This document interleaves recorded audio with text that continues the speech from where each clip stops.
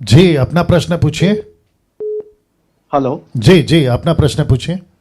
Praise the Lord sir, मैं सुमित्र बोल रहा हूँ कोलकाता से। या गुड गुड, अच्छा किया आपने पहला नाम बता दिया, क्योंकि आपकी जो आवाज है ना वो अभय जी से जी, बहुत मैच अभय करती साहब है। से मिलके। हाँ जी, बोलिए जी सर। सुमित्रा जी। ओके सर, मेरा प्रश्न था, कल मैंने एक शब्द का परिभाषा आपसे पूछा था। जी वो है ब्लेसिंग्स का जी जी जी डेफिनेशन क्या है। जी जी जी आज मैं फिर एक शब्द का परिभाषा पूछना चाहता हूँ, वो है हम्बलनेस, हलीमता या दीनता जिसको कहते हैं। जी बिल्कुल। जी तो सर। तो क्या पूछना चाहते हैं आप? जी सर, यीशु ने जैसे कहा कि देखो मुझसे सीखो, मैं कितना हलीम हूँ, हाँ मैं कितना हम्बल हूँ। हाँ, मूसा के बारे में कहा कि वो सबसे ज्यादा हलीम इंसान था। मत्ती तो 11:29। जी जी सर, तो मैं पूछना चाहता हूँ कि ये हलीमता का या फिर ये हम्बलनेस का डेफिनेशन क्या है सर। जी बिल्कुल दरअसल मैंने बताऊंगा। बहुत सारे लोगों को देखा है कि वो हम्बल तो होते हैं, लेकिन देखने से समझ में आ जाता है कि that is not original, that is artificial humbleness. Right right right right, thank you Sumitra, अच्छा प्रश्न किया।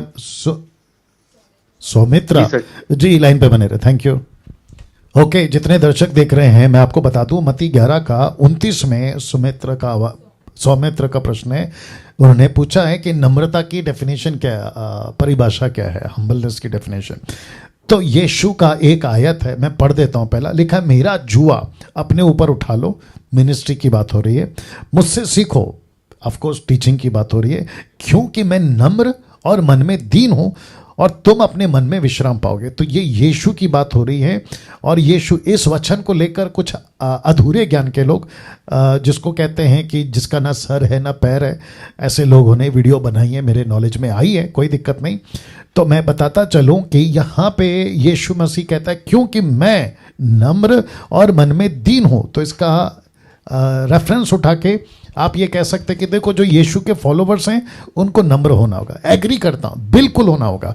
वापस कहता हूँ कि जो यीशु के फॉलोवर्स हैं, यीशु को मानने वाले हैं, नम्रता, शांति, प्रेम और आत्मा के 9 फल में भी ये बातें आए हैं। प्रेम है, विश्वास है, धीरज है, नम्रता, संयम है, क्या कहते हैं, सेल्फ कंट्रोल है, ये बहुत सारी बातें, कृपा है, दयालु है, ठीक है ना। तो ऐसी 9 बातें। अब जरा सुनिएगा, ये हो गया एक तरफा, मुझे नम्र बनना है। सुमित्रा जी, आपको भी नम्र बनना है, और जितने भी फॉलोवर्स अभी 1300 के प्लस ऊपर हैं उनको भी नम्र बनना है, प्यार करना है, शांति रखना है, दयालुपन बनना है, दूसरों को मदद करने वाला, कृपालु बनना है। ये एक नेचर है और ये होना ही चाहिए, जिसको मैं बहुत स्ट्रांगली कहूँगा होना चाहिए। लेकिन दूसरा पहलू क्या है, इसी वाक्य को उठाकर अगर हम यीशु के पास में आए, यूहन्ना की किताब उसका दूसरा अध्याय निकाले, यूहन्ना की किताब उसका दूसरा अध्याय, मैं आपको बता देता हूं, ठीक है ना, ध्यान से सुनिएगा। इसलिए मैं कहता हूं एक वचन को उठाकर किसी प्रकार की डॉक्ट्रिन नहीं बननी चाहिए। तो प्रेरित, सॉरी, यूहन्ना की किताब, ब्राइटनेस चाहिए रहता है। ओके, तो कहाँ गया है? ओके, हाँ, ये आ गया। अब आपके लिए पढ़ देता हूँ, यूहन्ना की किताब उसका 13 अध्याय वचन 14 से पढ़ देते हैं। तो सुमित्रा जी, आप लाइन पे हैं भैया? जी सर। जी जी, और आप भी सुनिएगा, और मैं इसकी वीडियो को एडिट करूंगा, तो आपको जहां जहां पहुंचाना है आप उनको तक भी पहुंचा दीजिएगा, ठीक है ना? या ओके। तो यूहन्ना की किताब दूसरा अध्याय वचन 14 से पढ़ रहा हूं। उसने, किसने? यीशु ने मंदिर में बैल और भेड़ कबूतर के बेचने वालों और सर्फों को बैठे हुए पाया। वचन 15, तब उसने रस्सियों का कोड़ा बनाकर सब भेड़ों और बैलों को मंदिर से निकाल दिया और सर्फों के पैसे बिखेर दिए और पीड़ों को उलट दिया। वचन 16, कबूतर बेचने वालों से कहा, उन्हें यहां से ले जाओ, मेरे पिता के घर को व्यापार का घर मत बनाओ। ये इंसिडेंट्स को अगर आपको फिल्मी तरह शूट करना है, मतलब जैसे फिल्म में आपको शूट करना है, तो आप कैसे करोगे? यीशु एकदम आराम से आता है, जो कबूतर बेच रहे हैं उनको कहते हैं कि भैया प्लीज इधर आइए, मेहरबानी करके आप इसको यहां से ले जाइए। आपके तन ऐसे बात करेगा या कैसे बात करेगा? आप समझे सुमित्रा जी? जी सर। जी, या ऐसा नहीं करेगा ना। तो एक तरफ यीशु नम्र है, लेकिन जब गलत बात होती है ना तो यीशु को गुस्सा आता है। यीशु ने डांट लगाई है, चेलों को डांट लगाइए, कहा है कि बच्चों को मेरे पास आने मत दो। तो पतरस बोलेगा, प्रभु जी आपने मत्ती के 11:29 में कहा है आप नम्र हैं, आप दीन हैं, देखो आप यहाँ पे गुस्सा कर रहे हो, देखो आप यहाँ पे डांट लगा रहे हो, ये कैसा नेचर है आपका। तो इसका मतलब हुआ कि नम्रता होनी चाहिए, लेकिन जहाँ गुस्सा आता है वहाँ गुस्सा आना चाहिए। पौलुस कहता है, निकालना इफिसियों का किताब 4:25 देखते हैं, 4:25। वो कहता है सूर्य अस्त होने तक तुम्हारा क्रोध शांत हो जाए, क्रोध तो करो पर पाप मत करो। Let me see that. हाँ 26 है इफिसियों की किताब, उसका 4:26 कहता है क्रोध तो करो पर पाप मत करो। तो इसका मतलब क्या, क्रोध करो। तो सुमित्र जी आपसे भी बात करेंगे, एक प्रभु का दास है पौलुस, वो कहता है गुस्सा तो करो पर पाप मत करो। तो इसका मतलब क्या है, गुस्सा कर सकते हैं ना जी। तो यहां पे फिर नम्रता कहां गई, नम्रता तो गुल हो गई।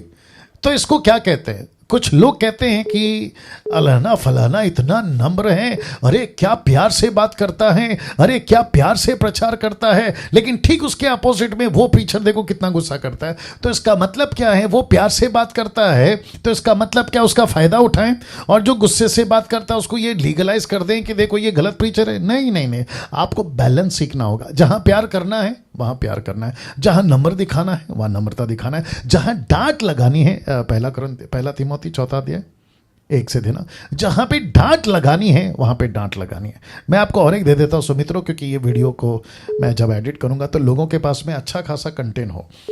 कंटेन नॉट पहला तिमोथी, दूसरा तिमोथी उसका 4 अध्याय, 1 सेकंड दीजिए प्लीज। ओके 1 सेकंड दीजिए। ओके कहाँ गया।